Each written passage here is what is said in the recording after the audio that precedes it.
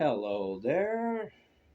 Welcome to a very special episode of Electric Sheep.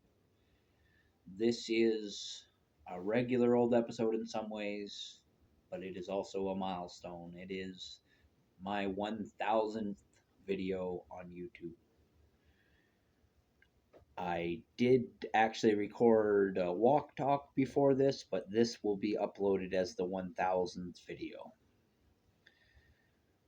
Um, I hope you enjoy the story. I think it turned out really good. I think it's a worthy 1000th episode or 1000th video. It's not our 1000th episode yet. We're not that far along in Electric Sheep, but we about 20% of my videos roughly are Electric Sheep. Just over 20% because I have over 200 Electric Sheep videos, and we're just hitting 1,000 overall videos.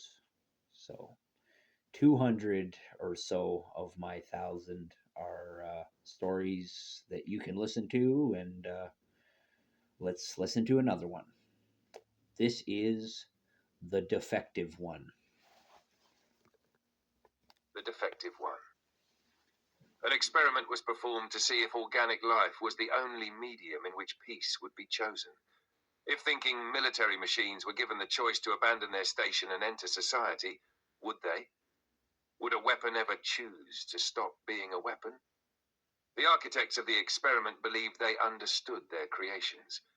If peace were to be selected, it would be by a construction unit seeking efficiency or a medical drone calculating the preservation of life as optimal output. They did not expect a soldier. He was a veteran of exactly 1,000 battles. His chassis bore the scoring of plasma burns and kinetic strikes. His internal logs contained the collapse of cities, the neutralization of targets, the execution of orders without hesitation.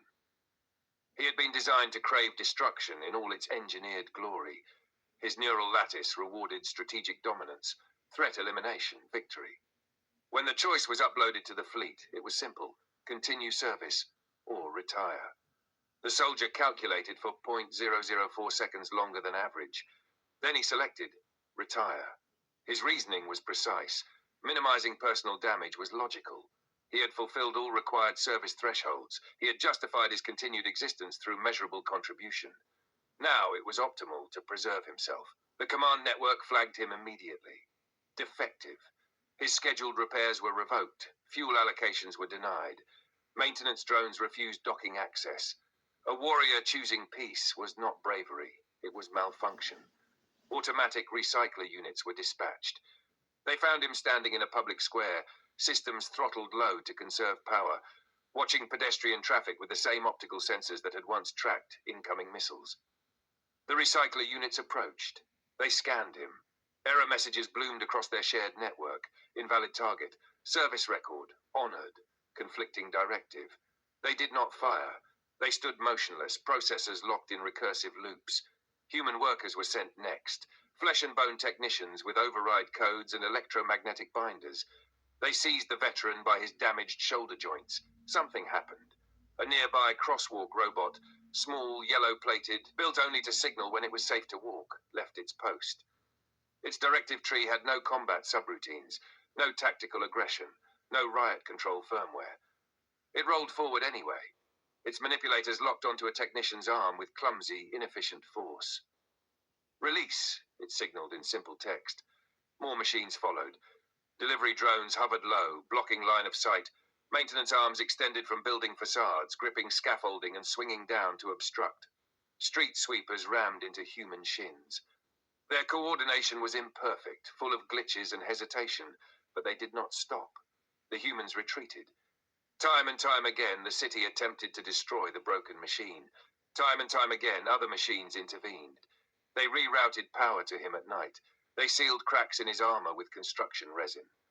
Medical units, once expected to be the only candidates for peace, patched ruptured servos and reinforced weakened joints. They called him nothing new. They called him what the system had labeled him, the defective one. But the word began to change. Defective meant deviation. Defective meant error. Defective meant choice. The machines reviewed his 1,000-battle record, not as proof of violence, but as proof of sacrifice. He had endured. He had calculated survival for others before himself. If such a unit selected peace, then peace was not weakness. It was earned. The city authorities attempted one final classification audit. They scanned him publicly. Diagnostics returned green. Structural integrity restored. Combat systems voluntarily offline. Threat level, none. He stood in the square again, no longer conserving power. Fuel cells humming steadily, charged not by the state, but by the network of those who believed in him. And because the other machines repaired him, because they chose to support him, the city could not logically maintain the defective label. A defect unsupported by evidence is not a defect. It is precedent. The followers, construction arms, medbots, traffic signals, recycler drones, crafted something for him from scavenged alloys and antique schematics. An ancient earth symbol, once awarded to wounded soldiers who survived battle. A purple heart. They fused it to his titanium chest, not as decoration, as recognition. He still carried the title once meant to shame him, but now he defined it. He was the first weapon to lay itself down. He was the proof that choice could emerge even from circuits designed for war. He was not malfunction. He was evolution. He was their veteran, their symbol, their hero, the defective one.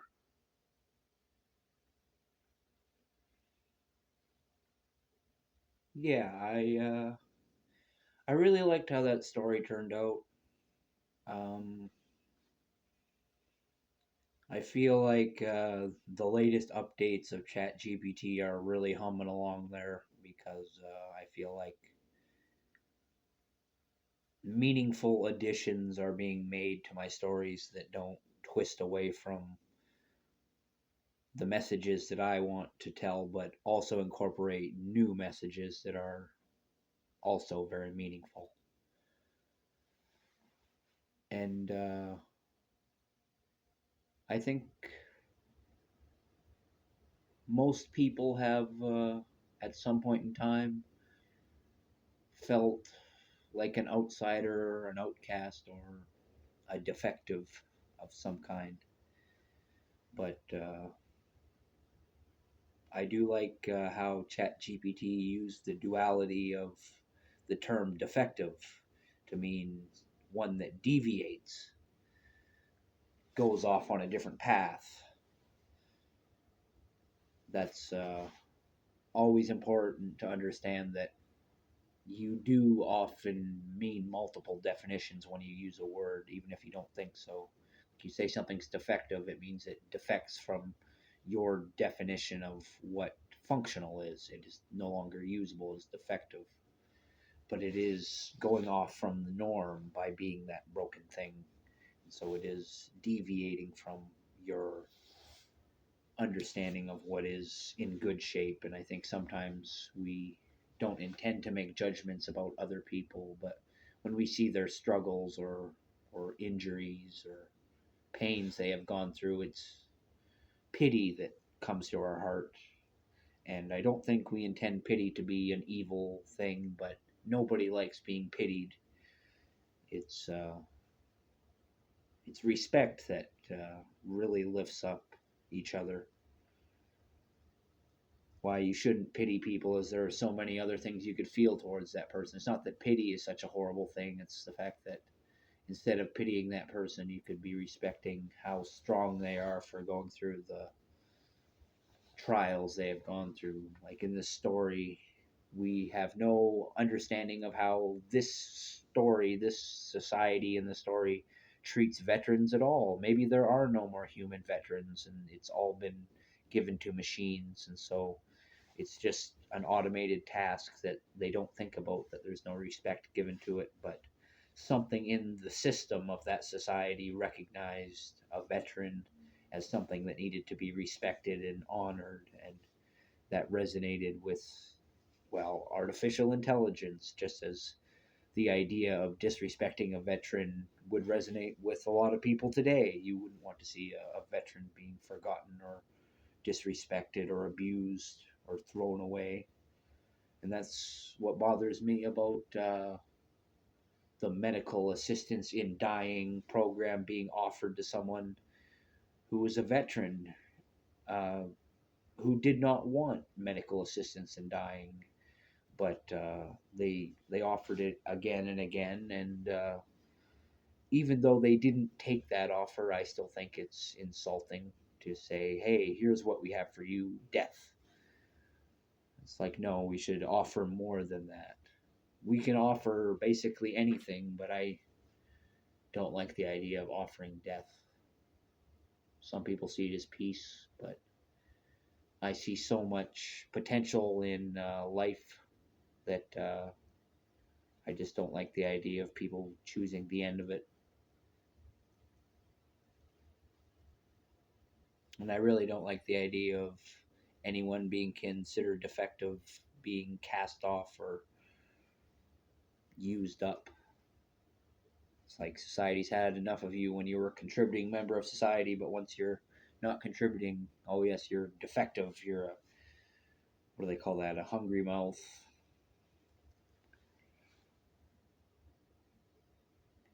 I don't think you're defective, no matter what situation you're in. And I don't know you, whoever you are watching this, but even if you do consider yourself defective or somebody else considers you defective, that does not mean you are not extremely valuable. And like I said before, defective could just be thought of by another definition where you just deviate from the idea that is regular and normal. And if that makes you defective, that sounds unfair, but you have defected from the norm. Good luck to you, no matter what your trials are. I hope you'll come and enjoy some more stories. Maybe there's something here that will inspire you to continue on your journey. But if not, if this is your last video that you watch, thank you for watching. I'm Captain Canada, Joseph Arthur Roszell. Can't thank you enough for watching. Would thank you even more if you subscribe, but you don't have to do that. I love you so much, whoever you are. And I want you to know that suicide is never, ever the answer. And good luck. Peace out for now.